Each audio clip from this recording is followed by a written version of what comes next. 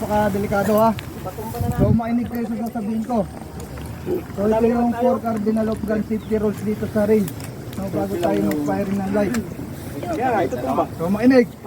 So unang gagawin nyo na nandito kayo sa range, no, always stretch your gun as loaded. No, yung mga hawak nyo yung barrel na yan, isipin nyo lagi may bala yan ha. Kahit saan kayo magpunta. Naintindihan? Yes, sir.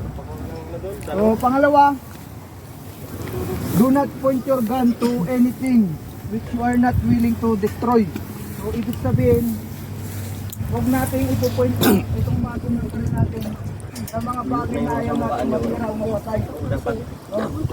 Dagdagan natin. Habang naglalakad ako, yung muscle ng baril ko nakatapat dito sa classmate ko. So kung merong bala yung baril mo, tapos bila mo nakalabit yung baril mo, no, ano mangyari?